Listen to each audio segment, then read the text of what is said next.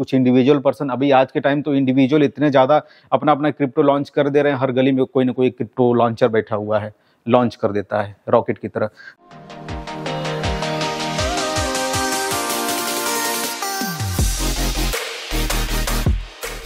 तो मेरे किसी दोस्त ने मुझसे पूछा आज का जो टॉपिक है उसी के बारे में। देखिए, जो वीडियो हमारे चैनल पे होती है ना, वो आप सभी के लिए मैं लर्निंग पर्पज के लिए ही वीडियो बनाता हूँ। उन सभी चीज़ों को आप सीख के अप्लाई करेंगे तो प्रॉफिट आपका बनेगा। अभी इसके बाद जो हमारी वीडियो आने वाली है वो काफ़ी ज़्यादा स्पेशल होने वाली है, उसका आप लोग इंतजार कर सकते हैं। फिलहाल अभी जो आज का टॉपिक है वाई अल्ट कॉइन एग्जिस्ट, और उसके बाद साथ में आप देखेंगे why market prices go down every second. बहुत ही ज़्यादा इंपॉर्टेंट, बहुत कुछ आपको सीखने को मिलेगा। तो सबसे पहले हम यहाँ पे जान लेते हैं वाई अल्ट कॉइन एग्जिस्ट। भैया, जब बिटकॉइन आया था सबसे पहले, आज के डेट में सबसे ज़्यादा अगर सिक्योरिटी की बात की जाए तो बिटकॉइन से बेटर कोई है ही नहीं। अगर हम किसी पे ज़्यादा ट्रस्ट कर सकते हैं सबसे ज़्यादा क्रिप्टो में, तो बिटकॉइन है। तो ऐसा क्या हुआ भाई, कौन कौन से ऐसे रीजन थे कि बिटकॉइन के साथ साथ ये सब जितने अल्ट्स कॉइन हैं, यानी बिटकॉइन के अल्टरनेटिव जितने कॉइन्स होते हैं, जितने भी क्रिप्टो होते हैं, उनको हम अल्ट कॉइन कहते हैं, क्यों आए? तो सबसे पहले हम यहाँ पे जानते हैं। तो जब बिटकॉइन आया तो उसके बाद जो है कि यहाँ पे बहुत सारी कंपनियां ऐसी थी, ऑर्गेनाइजेशन ऐसे थे, कंट्री थी, कुछ इंडिविजुअल पर्सन, अभी आज के टाइम तो इंडिविजुअल इतने ज़्यादा अपना अपना क्रिप्टो लॉन्च कर दे रहे हैं, हर गली में कोई ना कोई क्रिप्टो लॉन्चर बैठा हुआ है, लॉन्च कर देता है रॉकेट की तरह। तो अब हम यहाँ पे अगला जो स्लाइड अभी देख लेते हैं। तो यहाँ पे अगर आप देखेंगे तो जो सबसे पहला जो रीजन मैंने यहाँ पे लिखा हुआ है अल्ट कॉइन क्यों आए, यहाँ पे है सेल्फ फाइनेंशियल ग्रोथ। मैं अगर डेवलपर हूँ, अगर मैं क्रिप्टो को समझता हूँ, तो सबसे पहले जो मैं अपने बारे में सोचूंगा, मैं कोई क्रिप्टो लॉन्च कर रहा हूँ तो सेल्फ फाइनेंशियल ग्रोथ, यानी मैं खुद की हमारी ग्रोथ हो पाए, क्योंकि टेक्नोलॉजी ऐसी है, फ्यूचर इसका ऐसा है, अगर मैं यहाँ पे पहले ही इस मार्केट में कूद जाऊंगा तो हम आने वाले टाइम में बहुत अच्छा प्रॉफिट बना सकते हैं। तो पहला रीजन ये होता है, चाहे वो कोई कंपनी हो गई, चाहे वो कोई गवर्नमेंट हो गया, चाहे वो कंट्री हो गई, चाहे इंडिविजुअल पर्सन हो गया, तो जो अल्ट कॉइन लाने का मतलब जो विचार आता है दिमाग में, वो सबसे पहले अपने बारे में सोचते हैं कि हमारा प्रॉफिट होना चाहिए। ठीक है, अगला जो पॉइंट आप देखेंगे, negative points of what already exist. अब देखिए, अगर कोई लॉन्च करना चाहता है, कोई भी क्रिप्टो हो गया, तो सबसे पहले क्या करेगा वो, अगर मार्केट में उसको सर्वाइव करना है, क्योंकि कोई भी कैटेगरी का, कोई भी फील्ड का, कोई किसी भी सेक्टर का कोई प्रोडक्ट अगर लॉन्च होता है सबसे पहले, तो उसके कितने सारे कंपटीटर आ जाते हैं, वो जो बाद में आते हैं वो बताते हैं भैया पहले में इतना ये चीजें कमी है, इस कमी को मैं यहाँ पे दूर कर रहा हूँ, चाहे वो प्राइस से रिलेटेड हो गया, चाहे वो अवेलेबिलिटी से रिलेटेड हो गया, बहुत सारे ऐसे रीजन वो दिखाते हैं, तभी वो मार्केट में सर्वाइव कर पाते हैं। और अच्छा, कभी कभी ऐसा होता है कि वो उससे आगे भी निकल जाते हैं। तो यहाँ पे क्या था, negative points of what already exist, मतलब अगर इथेरियम आया तो इथेरियम क्यों आया, उसके बाद बीएनबी आया तो क्यों आया, और आपका जो डॉजी कॉइन वो क्यों आया, तो सबका अलग अलग एक पर्पज होता है। आप यहाँ पे देखिए, निगेटिव पॉइंट बिटकॉइन का बताएंगे, बिटकॉइन में ये कमियां हैं, उसको हम यहाँ पे दूर कर रहे हैं, तभी तो मार्केट में चलेंगे, अदरवाइज तो फिर सर्वाइव भी नहीं कर पाएंगे। तो बिटकॉइन के निगेटिव पॉइंट्स आप यहाँ पे देख लीजिए। नो स्केलेबिलिटी, मतलब बिटकॉइन जिस ब्लॉकचेन पे रन करता है उस ब्लॉकचेन की स्केलेबिलिटी है ही नहीं। अगर मान के चलते हैं बिटकॉइन का जो ट्रांजैक्शन हो रहा है पर ब्लॉक बनने में जितना भी टाइम ले रहा है, क्योंकि डे बाय डे वहाँ पे ट्रांजैक्शन की मात्रा जो है, नंबर्स ऑफ ट्रांजैक्शन बढ़ते जा रहे हैं, तो वहाँ पे ऐसा नहीं है कि जो लोड सहने की जो क्षमता है उसको बढ़ाया जा सके, ताकि जितने भी ट्रांजैक्शन हो रहे हैं उसको फास्ट वेरीफाई करके कंप्लीट किया जा सके। तो ऐसा इसमें नहीं है, क्योंकि बिटकॉइन का आप ट्रांजैक्शन देखेंगे तो काफ़ी स्लो ट्रांजैक्शन होता है। पहले थोड़ा जल्दी हो जाता था, लेकिन अभी ऐसा हो गया है कि आपका 5-10 मिनट हो सकता है, आधे घंटे, 1-2 घंटे कभी कभी, मतलब बहुत ज़्यादा टाइम ले लेता है एक ट्रांजैक्शन। अगर आप किसी को सेंड कर रहे हैं बिटकॉइन के ब्लॉकचेन का यूज करके, तो काफ़ी ज़्यादा उसमें टाइम ले रहा है। अब यहाँ पे तीसरी कमी अगर आप देखेंगे बिटकॉइन की, तो not fit in payment system. Payment system में फिट ही नहीं बैठेगा, क्योंकि आप सोचो, अगर आप कोई भी शॉप पे कोई सामान परचेज कर रहे हैं और अगर आपने बिटकॉइन में उसको पेमेंट किया, वहाँ पे अगर मान के चलते हैं वहाँ एक्सेप्टेड है, तो बिटकॉइन भैया पेमेंट 1-2 घंटा कंफर्म होने में अगर लगा देगा, तो आप वहाँ पे बैठे रहेंगे, या शॉपकीपर जो हो आपकी ट्रांजैक्शन कंप्लीट होने का इंतजार करेगा। तो इस वजह से जो है कि यहाँ पे ये समस्या आएगी एक लार्ज स्केल पे पेमेंट सिस्टम में उसको जो है कि यूज करने के लिए। तो यहाँ पे सबसे बड़ी कमी ये है। तो अब इन्हीं कमियों का फायदा उठा के जितने भी और डेवलपर्स हैं वो अपना अपना क्रिप्टो यहाँ पे लॉन्च करने की तैयारी की और लॉन्च किए, जिसको हम जो है कि बिटकॉइन का अल्टरनेटिव यानी अल्ट कॉइन हम जानते हैं। अभी आज के डेट में कई हजारों लाखों अल्ट कॉइन आपको मिल जाएंगे मार्केट में। अब यहाँ पे जो ब्लॉकचेन की स्केलेबिलिटी की जो प्रॉब्लम थी उसको सॉल्व करने के लिए बहुत सारे आपको आपकी ब्लॉकचेन आए, मतलब उस बेस पे जो है क्रिप्टो यहाँ पे लॉन्च किए गए, जैसे कि आपका एडीओ हो गया, चेन लिंक हो गया, सोलाना हो गया। ये सब स्केलेबिलिटी में मतलब काफी ज्यादा पावरफुल है, काफी फास्ट इसमें ट्रांजैक्शन हो जाता है। इसके अलावा आप यहाँ पे देखें फास्ट ट्रांजैक्शन के लिए बहुत सारे मतलब ऐसे क्रिप्टो या फिर ब्लॉकचेन डिजाइन किया गया जिसमें कि जो है कि आपका सेकंडों में कई लाख ट्रांजैक्शन हो जा रहे हैं, कंप्लीट हो जा रहे हैं। तो उसको जो है आपको थोड़ा सा रिसर्च करना पड़ेगा किस ब्लॉकचेन का जो ट्रांजैक्शन वो कितना फास्ट हो रहा है, क्योंकि आने वाले टाइम में ये सब फीचर्स जिस क्रिप्टो में रहेंगे या जिस ब्लॉकचेन में रहेंगे वो ग्रो करेगा और आपका प्रॉफिट होगा। अब अगला जो है भैया क्या क्या और रीजन आपको यहाँ पे देखने को मिलते हैं, for many different type of uses.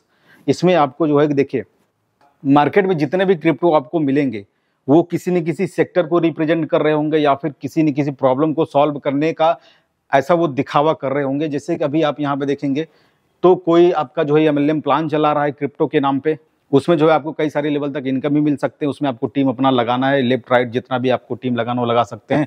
और कुछ लोग तो बताते हैं हम यहाँ पे बैंकिंग की प्रॉब्लम सॉल्व कर रहे हैं, यहाँ पे एनएफटी बेस आपको कई सारे जो है क्रिप्टो आपको देखने को मिल सकते हैं। डीफाई की जो प्रॉब्लम है मतलब डिसेंट्रलाइज्ड फाइनेंस से रिलेटेड आपको बहुत सारे क्रिप्टो मिल जाएंगे। यहाँ पे देखिए वेब3 आ गया, जैसे जैसे कोई ना कोई नई टेक्नोलॉजी आती है उसके बेस पे जो है कि यहाँ पे मार्केट में क्रिप्टो लॉन्च हो जाते हैं। वेब3 के बाद देखिए आपका यहाँ पे मेटावर्स आ गया, जैसे ही मेटावर्स का नाम आ गया तो यहाँ पे बहुत सारे प्रोजेक्ट जो है कि मेटावर्स के नाम पे यहाँ पे डिजाइन होने लगे, क्रिप्टो लॉन्च होने लगे। उसके बाद यहाँ पे देखिए अभी गेमिंग वगैरह का भी आपको काफी सारा टोकन देखने को मिल जाएगा। मतलब सब अपना अपना एक कुछ ना कुछ स्पेशल फीचर अपने आप को बता रहे हैं कि हम इस फील्ड के लिए उपयोगी हैं, हम इस फील्ड के लिए उपयोगी हैं, क्योंकि मार्केट में भैया कुछ तो दिखाना होगा, कुछ तो बताना होगा, तभी तो उनका क्रिप्टो चल पाएगा।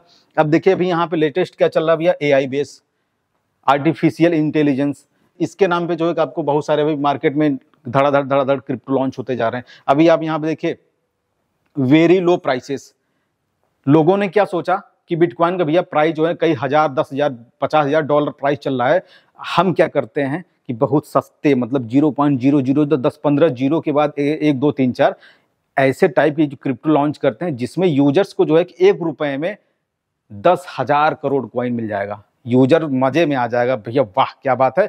अब इसका प्राइस जब 1 रुपए जाएगा तो हम तो अरबपति, लखपति, टाटा, बिरला, अंबानी, बिल गेट्स सबको पीछे छोड़ देंगे। ऐसा मतलब लोगों के माइंड में दिखाया गया ताकि मतलब बहुत लो प्राइस। अब लोगों की थिंकिंग भी ऐसी होती है, सस्ता वाला कॉइन कौन सा वही हमको पता है, बिटकॉइन बहुत महंगा हो गया है, उसमें ज़्यादा अभी फायदा मिल नहीं रहा है। तो अभी यहाँ पे देखिए मीम कॉइन भी आपको यहाँ पे देखने को मिल जाएगा। चलो कुछ नहीं, हमें कोई रीजन नहीं मिल रहा, कोई सेक्टर नहीं मिल रहा है, हम किस बेस पे काम करें मार्केट में, तो मीम कॉइन का नाम आ गया, मतलब मेरा मन हुआ मैंने कॉइन बना दिया। अब अगला जो है कि आप यहाँ पे देखिए स्टेबल क्रिप्टो मिल जाएंगे, क्योंकि क्रिप्टो बहुत ज़्यादा वोलेटाइल है। अगर आप क्रिप्टो में पैसा डालेंगे, स्टेबल कॉइन नहीं रहता, तो अगर आप किसी को पेमेंट भी कर रहे हैं तो क्या पता आधे घंटे में उसकी प्राइस जो है आधा हो जाए। तो इसके लिए जो जब जरूरत पड़ी तो स्टेबल कॉइन भी मार्केट में आ गए, जिनका जो प्राइस है वो डॉलर के बराबर आपको यहाँ पे देखने को मिल जाएगा। अब इसके बाद जो है कि यहाँ पे कोई भी सेंट्रलाइज इंस्टीट्यूशन के लिए यहाँ पे काम कर रहा है। बिटकॉइन जो आया था उसका मकसद ये था सेंट्रलाइज इंस्टीट्यूशन इससे दूर रहें, लेकिन अभी ये XRP की हम बात करें, रिपल कॉइन, वो इसीलिए ही आया था ताकि सेंट्रलाइज इंस्टीट्यूशन उसका यूज कर पाए। XRP का जो है कि बहुत सारे बैंकिंग से टाई अप हुआ है, मतलब क्रॉस बॉर्डर पेमेंट करने के लिए आप एक कंट्री से दूसरे कंट्री आप पेमेंट कर सकते हो हमारा यूज करके, हमारे ब्लॉकचेन का यूज करके, है ना। कुछ क्रिप्टो जो है सेंट्रलाइज इंस्टीट्यूशन के लिए वर्क करते हैं, आपको देखने को मिल रहे हैं। तो चलो भैया मार्केट में अल्टकॉइन क्यों है, यह तो आपको पता चल गया होगा। आप थोड़ा बहुत रिसर्च कर सकते हैं कि इथेरियम के ब्लॉकचेन में क्या क्या फैसिलिटी है, मैटिक के ब्लॉकचेन में क्या क्या फैसिलिटी है, चेन लिंक का ब्लॉकचेन किस बेस पे काम करता है, उसमें क्या फीचर्स है ना। ये थोड़ा सा आप रिसर्च करेंगे तो आपको आइडिया लगेगा कि हाँ इन सब प्रोजेक्ट में जो है इनका फ्यूचर क्या है और आपको कितना इन्वेस्ट करना चाहिए, कितने लॉन्ग टर्म के लिए आप उस हिसाब से अपना इन्वेस्टमेंट कर सकते हैं, क्योंकि आपका फर्ज है भैया, अगर आप पैसा लगा रहे हैं कहीं पर भी तो थोड़ा सा आप रिसर्च कर लीजिए। अब यहाँ पे इंपॉर्टेंट टॉपिक क्या रह गया, why market price up and down every second. मतलब भैया हर सेकंड प्राइस जो है किसी भी क्रिप्टो का ले लीजिए, किसी भी स्टॉक का ले लीजिए, क्यों अप एंड डाउन होता रहता है। इस वाली वीडियो में आपको शॉर्ट में बताऊंगा क्या रीजंस होते हैं market up and down every second में क्यों होते रहते हैं, लेकिन अगली वाली जो वीडियो होगी उसमें आपको 14 पॉइंट बहुत ही जबरदस्त तरीके से एक्सप्लेन करूंगा, आपको मजा आएगा। अभी यहाँ भैया देख लेते हैं, first time price decided by developers or company owners. Market में जब भी कोई एसेट हो गया चाहे स्टॉक हो गया, तो वहां पे सबसे पहले जो प्राइस डिसाइड होता है वो उसी कंपनी या डेवलपर, अगर क्रिप्टो में भैया डेवलपर हम उसको बोलेंगे क्योंकि यहाँ पे टेक्नोलॉजी की बात हो रही है। लेकिन अगर स्टॉक में हम बात करें तो जो कंपनी के ओनर्स होते हैं जब आईपीओ लेके आते हैं तो फर्स्ट टाइम वही डिसाइड करते हैं कि इसका प्राइस क्या होगा। चलो उन्होंने डिसाइड कर दिया, प्राइस अपना शुरू हो गया, लेकिन आगे अप डाउन क्यों होता रहता है उसके कौन कौन से रीजन आप यहाँ पे देख लीजिए, मैंने यहाँ पे लिखा हुआ है। तो सबसे पहले आपको जानना पड़ेगा who is the major participants in the market, मतलब मार्केट में जो है कौन कौन से लोग हैं जो कि पार्टिसिपेट किए हुए हैं, अपना पैसा लगाए हुए हैं। तो सबसे पहले नंबर पे है आपका रिटेल इन्वेस्टर, जैसे कि हम और आप लोग छोटे छोटे पैसे कहीं से मिल गया लगा दिए मार्केट में, ये हो गया। उसके बाद भैया आ जाते हैं इंस्टीट्यूशनल इन्वेस्टर्स, जिसमें आपकी बहुत बड़ी बड़ी कंपनियां होती हैं, म्यूचुअल फंड्स होते हैं आपके, इंश्योरेंस कंपनी हो गई, इसके अलावा गवर्नमेंट एजेंसियां, बहुत बड़ी बड़ी कंपनियां जो मतलब इंस्टीट्यूशनल इन्वेस्टर, बहुत ज्यादा पैसा, उनको वेल्स हम बोलते हैं, है ना, वो हो जाते हैं। उसके बाद भैया तीसरे जो होते हैं एडवाइजर, न्यूज एंड ओपिनियन देने वाले एडवाइजर होते हैं। जैसे मैं यूट्यूबर हूं, मैं बता रहा हूं, तो मेरा अगर ओपिनियन किसी भी प्रोजेक्ट को लेके अगर निगेटिव है चाहे वो पॉजिटिव है, तो आपको लगेगा यार इसका ओपिनियन ऐसा है तो ऐसा हो सकता है, तो हम चलो पैसा लगा देते हैं। तो मार्केट को जो है ना कहीं मैनिपुलेट भी किया जा सकता है। तो ये एक रीजन हो गया, मतलब ये पार्टिसिपेट यहाँ पे है, ठीक है। इसके बाद अगला आप देखेंगे और क्या है, टेक्निकल एनालिसिस जो लोग करते हैं। अगर मैं ट्रेडर हूं, मैं भी टेक्निकल एनालिसिस करता हूं, वहां पे मैं देखूंगा भैया यहाँ पे ये सपोर्ट है, यहाँ पे ये रेजिस्टेंस है, तो ये प्राइस यहाँ से ऐसा जाएगा वैसा जाएगा। और जो ट्रेडर होता है वो क्या करता है, मतलब हर एक थोड़े थोड़े टाइम में जो है ना वो ट्रेड लगाएगा, चाहे वो बाई करेगा सेल करेगा, बाई करेगा सेल करेगा, लगातार वो करता रहेगा, है ना। तो इस वजह से भी प्राइस जो है कि अप एंड डाउन होता रहता है। और यहाँ पे अगला जो है भैया फंडामेंटल एनालिसिस। फंडामेंटल एनालिसिस कोई भी क्रिप्टो हो गया चाहे वो स्टॉक हो गया, बहुत ज्यादा मैटर करता है। अगर कुछ उसमें निगेटिव न्यूज है, इसके स्टॉक जो है अगर आप देखेंगे ओवर वैल्यूड है, चाहे आपका फेयर वैल्यूड है, एक होता है अंडर वैल्यूड। अगर ओवर वैल्यूड है, अगर मार्केट में ये न्यूज आ गई ओवर वैल्यूड हो चुका है, मतलब फेक पंप इसमें कराया गया न्यूज के बेसिस पे, किसी के ओपिनियन को देखते हुए लोगों ने यहाँ पे पैसा लगाया हुआ है, जिसकी अगर एक्चुअल वैल्यू उतनी नहीं हो जाए लेकिन वो ओवर वैल्यूड हो चुका है, तो वहां पे जैसे मार्केट में ऐसे न्यूज आएगी तो क्या होगा, मार्केट क्रैश हो जाएगा, मतलब उसका स्टॉक हो चाहे वो क्रिप्टो हो गया वो क्रैश हो जाएगा। फेयर वैल्यूड होता है जो एक्चुअल वैल्यू है उसी के बराबर उसका प्राइस चल रहा है। अंडर वैल्यूड मतलब ये है, कभी कभी होता है कि कुछ ऐसी न्यूज है जिसमें कि 5% क्रैश होना चाहिए लेकिन वो 25-30% क्रैश हो जाता है, तो वो अंडर वैल्यूड हो जाता है, तो वहां पे पैसे लगाने चाहिए, फिर आपको अच्छा प्रॉफिट हो जाता है, ठीक है। तो ये सब सारे रीजंस होते हैं कुल मिला के। तो किसी भी एसेट को जब ज्यादा लोग, काफी सारे उसमें रीजंस हो सकते हैं, जब उसको ज्यादा लोग बाई करते हैं तो प्राइस ऊपर जाता है। अगर कुछ ऐसी निगेटिव न्यूज उसमें आ जाती है जिससे लोग सेल करने लगते हैं तो क्या होता है, प्राइस डाउन हो जाता है। यहाँ पे अगर जो इंस्टीट्यूशनल इन्वेस्टर्स हैं, यानी जिनको हम फेल ऐसा बोल सकते हैं, अगर उन्होंने बड़ी सेलिंग कर दी या किसी भी एसेट में बड़ी बाइंग कर ली तो प्राइस जो है अचानक से काफी ज्यादा ऊपर हो जाएगा। अगर उन्होंने सेलिंग कर दी तो प्राइस जो है कि धड़ाम से इसे नीचे आ जाएगा, क्योंकि उनका बहुत बड़ा अमाउंट लगा होता है जिसका इफेक्ट मार्केट पे पड़ता है ना। उसके अलावा आप यहाँ पे, मैं आपको समझा दे रहा हूँ, यहाँ पे आप देखेंगे प्राइस अप एंड डाउन को और अच्छे से समझने के लिए सबसे पहले आपको ये समझना पड़ेगा बिड प्राइस क्या होता है और आस्क प्राइस क्या होता है। देखिए आस्क प्राइस आप ऐसा समझिए, अगर मैं मार्केट में गया और मैं पूछ रहा हूं भैया भाव क्या है, मतलब आस्क मैं पूछ रहा हूं भाव क्या है, तो मैं क्या हो गया, मैं खरीदार हो गया। तो भाव बताएगा कि भैया ये प्राइस चल रहा है, तो हम कहेंगे यार चलो ठीक है, सस्ता महंगा जो भी मुझे लग रहा है, चलो इस प्राइस में मैं क्या करूंगा, मैं खरीदूंगा, मैं बायर हूं, ठीक है। अब ये बिड प्राइस क्या होता है इसको आप समझ लीजिए। अगर मैं बायर हूं तो मैं बिड लगाऊंगा कि मैं इतने में ही खरीदूंगा, अगर आपको बेचना है तो इस प्राइस में बेचिए, अदरवाइज जो है मैं नहीं खरीदूंगा, ठीक है। और एक चीज आप हमेशा ध्यान दीजिएगा, जो बिड प्राइस होता है वो हमेशा आस्क प्राइस से कम होता है। आस्क प्राइस हमेशा ज्यादा होता है, बिड प्राइस हमेशा कम होता है। जैसे कि अगर आप मार्केट में या फिर स्टॉक में चले जाइए या फिर क्रिप्टो में चले जाइए, अगर आप वहां पे बाई करेंगे तो बाइंग प्राइस हमेशा ज्यादा रहता है, अगर आप सेल करेंगे तो थोड़ा कम में वहां पे आपका सेल होता है। तो आस्क प्राइस हमेशा ज्यादा रहता है और बिड प्राइस हमेशा कम रहता है, ठीक है। मतलब जितने ज्यादा लोग अगर बाई करने के लिए आएंगे तो वहां पे कोई भी स्टॉक या क्रिप्टो चाहे जो भी होगा उसका प्राइस क्या होगा, इंक्रीज होगा। और अगर वहां पे ज्यादा सेलर्स आ गए, मतलब वो सब लोग सेल करके निकलना चाहते हैं, पैसा अपना निकालना चाहते हैं, तो उसका जो है प्राइस नीचे आ जाएगा, ठीक है। अब हम इसको और डिटेल में समझ लेते हैं। तो किसी भी चीज का जो प्राइस होता है वो कहाँ पे डिसाइड होता है भैया, मार्केट में, जहां पे उस चीज के खरीदार बैठे हों और उसको जो है कि बेचने वाले भी बैठे हों, वहीं पे जब आप अपने माल को लेके जाएंगे तो आपको पता चलेगा कि हमारा माल जो है वो कितने में बिकेगा, या फिर अगर आपको खरीदना है तो वहां आप जाएंगे तो आपको पता चलेगा मार्केट में कि हमें जो है कि जो हम माल खरीदना चाहते हैं वो किस प्राइस में हमको मिल रहा है, तब आपको वहां पे पता चलेगा। यानी जो प्राइस का जो डिसाइड होता है वो कहाँ होता है, मार्केट में आपको जाना पड़ेगा। अब देखिए मार्केट में क्या होता है, डिमांड एंड सप्लाई रूल चलता है।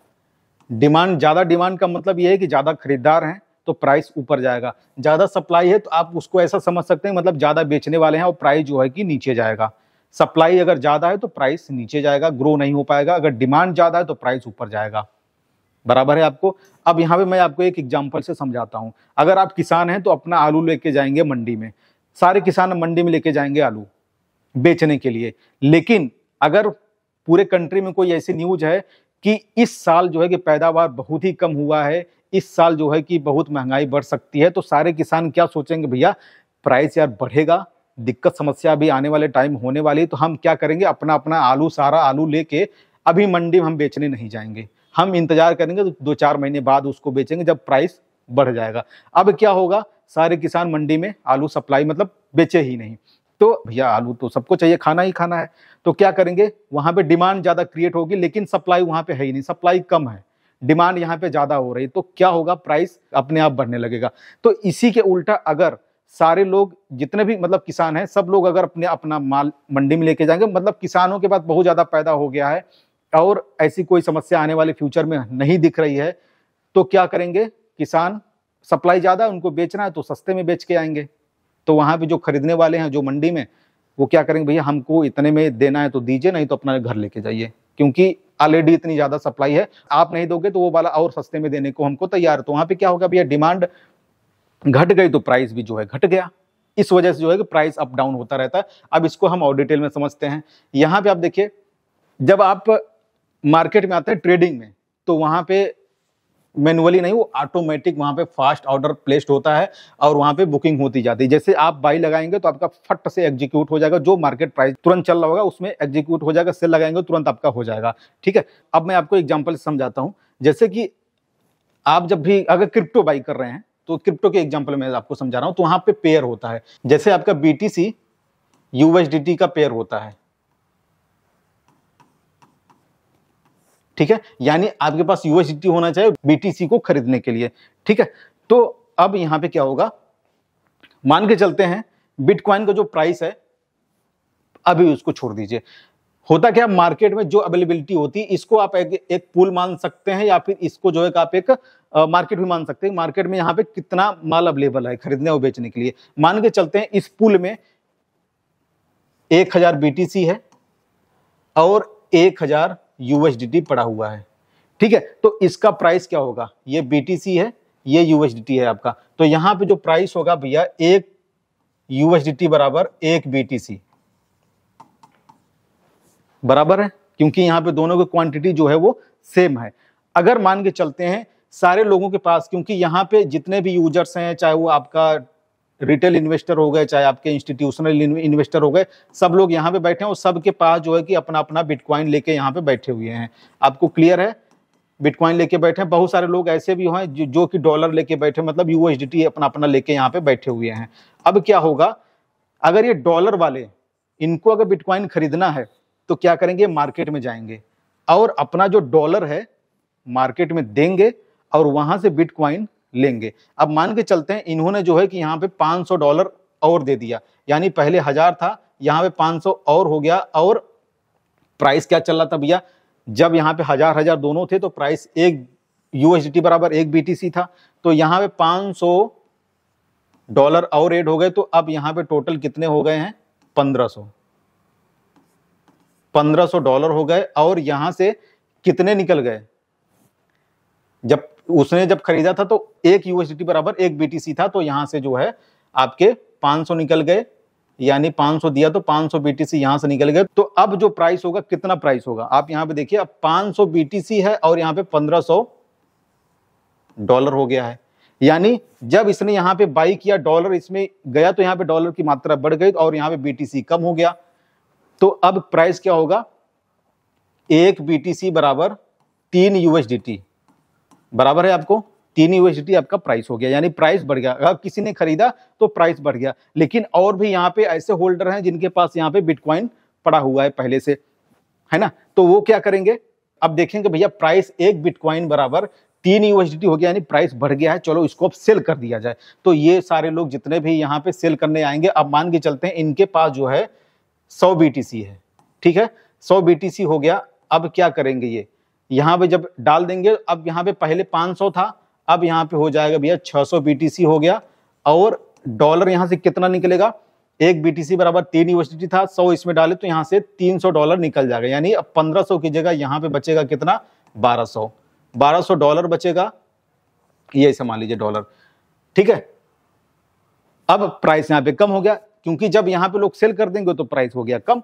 अब यहाँ पे नया प्राइस क्या होगा, यहाँ पे 1200 आपका भैया डॉलर है और बीटीसी कितना हो गया है आपका 600, तो नया प्राइस क्या होगा, एक बीटीसी बराबर $2 होगा। प्राइस यहाँ पे कम हो गया, पहले क्या था, यहाँ पे $3 हो गया था प्राइस, लेकिन यहाँ पे जैसे किसी ने सेल किया तो प्राइस हो गया कम, आपको यहाँ पे पता चल गया। यानी अब जो है कि एक बीटीसी बराबर $2 ये प्राइस हो गया, है ना। जब हम सेल किए तो प्राइस यहाँ पे आप देख रहे हैं कम हो गया, जब हम बाई कर रहे हैं तो प्राइस ज्यादा हो जा रहा है। और इसको हम अच्छे से समझते हैं, अभी जो प्राइस चल रहा है वो एक बीटीसी बराबर $2 चल रहा है, ठीक है। तो यहाँ पे जिनके पास बीटीसी है वो सोचेंगे यार प्राइस और ना कम हो जाए, चलो और हम यहाँ पे पहले सेल करके अपना प्रॉफिट जो भी, मतलब एक बीटीसी बराबर $2 मिल रहा है तो ले लेते हैं। तो ये लोग क्या करेंगे, यहाँ पे और बीटीसी सेल कर देंगे, मतलब सेल करेंगे यानी देंगे, तो वो आएगा भैया मार्केट में, सप्लाई बढ़ जाएगी। अब मार्केट में सप्लाई बढ़ जाएगी तो यहाँ पे पहले कितना था, 1200 था, सॉरी यहाँ पे 600 बीटीसी था। अगर किसी ने 100 और सेल कर दिया तो अब यहाँ पे कितना हो जाएगा, 700 बीटीसी हो जाएगा। और यहाँ पे डॉलर कम हो जाएगा, क्योंकि यहाँ पे एक बीटीसी बराबर $2 प्राइस चल रहा है, उन्होंने 100 सेल कर दिया, यानी $200 यहाँ से और निकल जाएगा। अब $200 निकलेगा तो यहाँ से 1200 की जगह कितना बचेगा, यहाँ पे हो जाएगा $1000 ये बचा, ठीक है। अब जो नया प्राइस होगा आपका जो है कि लगभग $1.5 के आसपास प्राइस आ जाएगा, $1.5 से भी थोड़ा कम ही आएगा, ठीक है, उतना प्राइस आ गया। मान के चलते हैं यहाँ पे एक बीटीसी बराबर $1.5 आ गया यहाँ पे प्राइस। जितने अगर यहाँ पे सेलिंग हो रही तो प्राइस आप देख रहे हैं यहाँ पे कम होता जा रहा है, समझ रहे हैं। और अगर यहाँ पे सोचिए कुछ ऐसे बायर्स आ गए, यार अरे यार चलो $1.5 अभी प्राइस चल रहा है, काफी सस्ता हो गया, चलो खरीद लेते हैं। तो यहाँ पे जो डॉलर लेके बैठे हुए हैं वो क्या करेंगे, खरीदेंगे $1.5 के हिसाब से, ठीक है। तो अब यहाँ पे लोग सोचेंगे चलो हम डॉलर देके बीटीसी ले लेते हैं। यहाँ पे भैया कितना बीटीसी बचा, 700 बीटीसी बचा हुआ है। अब क्या करेंगे, अगर मान के चलते हैं कोई यहाँ पे $500 का खरीद लेता है, ठीक है, तो यहाँ पे $1000 बचे थे, तो अब यहाँ पे हो जाएंगे $1500, ठीक है। और यहाँ पे बीटीसी $500 में कितना बीटीसी मिलेगा भैया, एक बीटीसी $1.5 का था, तो लगभग मान के चलिए कि आपका 350 मान के चलते, 350 कम हो गया, थोड़ा बहुत इधर उधर हो जाएगा। अब यहाँ पे मान के चलते हैं 350 बिटकॉइन और निकल जाएंगे। यहाँ पे 700 है तो यहाँ पे बचेंगे 350 बिटकॉइन बचा यहाँ पे, और वो अपना बिटकॉइन ले गया क्योंकि यहाँ से इतने बिटकॉइन निकल गए थे। तो अब यहाँ पे नया प्राइस क्या होगा, आप इससे गुणा भाग कर लेंगे तो आपको नया प्राइस पता चल जाएगा, यानी प्राइस अब यहाँ पे 5 गुना बढ़ गया, समझ रहे हैं। तो इस तरह से आपने यहाँ पे देखा, जैसे जैसे अगर हम वहाँ पे सेलिंग कर रहे हैं, मार्केट में सप्लाई बढ़ रही है तो प्राइस जो है कि कम होता जा रहा है। जब हम उसको खरीद रहे हैं, मार्केट में सप्लाई बीटीसी की कम हो रही है डॉलर के मुकाबले, क्योंकि वहाँ पे पेयर में है, तो जब हम प्राइस निकालते हैं तो पेयर में ही निकालते हैं, तो क्या होगा, वहाँ पे प्राइस घट रहा है और बढ़ रहा है। ये चीजें आप कॉन्सेप्ट आप समझ गए होंगे, इस तरह से यहाँ पे जो है हो रहा है। अब जब यहाँ पे लोग ट्रेड कर रहे होते हैं, क्योंकि जो ट्रेडर्स होते हैं वो हर सेकंड ट्रेड लगाते हैं, यहाँ पे बाई और सेल हमेशा कंटिन्यू चल रहा होता है, तो इस वजह जो है कि सेकेंडों में आप देखेंगे मार्केट का जो प्राइस है ऊपर नीचे चल रहा होता है, क्योंकि वहां पे हमेशा बिड लग रहा होता है, आज प्राइस वहां पे लग रहा होता है, मतलब लोग सेलिंग के लिए या फिर बाइंग के लिए वहां पे ऑर्डर लगाए रहते हैं। तो उस हिसाब से जब ऑर्डर एग्जीक्यूट होता है, यानी सेलिंग ऑर्डर एग्जीक्यूट होगा तो प्राइस जो है कि आपका कम हो जाएगा, बाइंग वाला ऑर्डर एग्जीक्यूट होगा तो आपका जो है कि प्राइस थोड़ा ऊपर हो जाएगा। इस वजह से सेकंडों में आपका प्राइस ऊपर नीचे होता रहता है। चलिए, अब ये तो सारी चीजें आपको समझ में आ ही गई होंगी। मैं आप लोगों से एक सवाल पूछ रहा हूँ, उसका आंसर आप लोग कमेंट में दीजिएगा कि अगर मान के चलते हैं बीटीसी का प्राइस अभी प्रेजेंट टाइम में $25,000 चल रहा है और जितने भी मार्केट में लोग हैं, होल्डर्स हैं, सबके पास अपना अपना बिटकॉइन, टोटल बिटकॉइन मतलब पड़ा हुआ है सभी लोगों के पास मिला के, और सब लोग अगर एक साथ ही सेल करेंगे $25,000 के प्राइस पे, तो लोगों के पास कितना पैसा आएगा, यानी कितने वैल्यू के बराबर पैसा आएगा, उसका आंसर आपको कमेंट में देना है। यानी $25,000 की वैल्यू के बराबर उनका पेमेंट उनके पास आएगा या फिर कम आएगा या ज्यादा आएगा, वो आप लोग आंसर दे सकते हैं कमेंट में। ये छोटा सा सवाल आपके लिए है। ठीक है दोस्तों, तो उम्मीद है कि पूरी जानकारी आपको पसंद आई होगी। मिलते हैं फिर अनदर टॉपिक से नेक्स्ट वीडियो में, तब तक के लिए bye bye and take care.